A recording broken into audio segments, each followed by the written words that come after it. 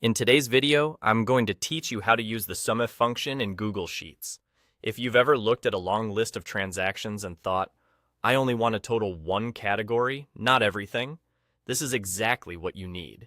You don't have to filter, sort, or copy-paste. SUMIF does the work for you, quickly and accurately. Imagine you've got a budget sheet with a column for categories and another for prices. Each row is a purchase, like food, gas, or utilities, paired with the amount you spent. You just want to know how much you spent on food. Instead of scrolling and adding manually, we'll let a single formula find every food entry and total the matching amounts automatically. Click into an empty cell where you want the total to appear and type equals SUMIF. You'll see that SUMIF needs three things: the range to check, the criteria to look for, and the range to add up. First, highlight the column that contains your categories. This tells Google Sheets where to look for matches. Type a comma. Second, enter your search term in quotes, like food. This is the exact label it will match in that first column. Type another comma. Finally, highlight the column that contains the prices. This is what SUMIF will add together for every row where the category matches food.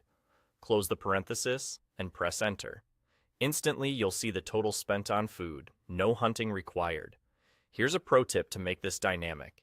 Instead of typing food inside the formula, click a cell that already contains the word you want, like a label in your sheet. Your formula will reference that cell. Now, if you change that cell from food to gas, your total updates instantly to show spending on gas. This makes it easy to switch categories without editing the formula each time.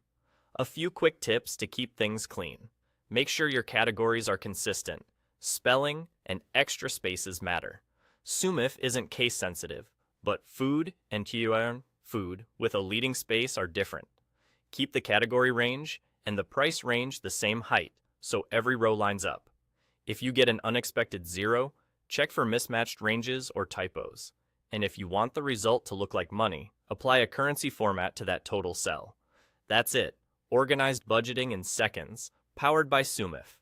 Give it a try on your own sheet and watch your totals update as you go. Hit that follow button for more Google Sheets tips.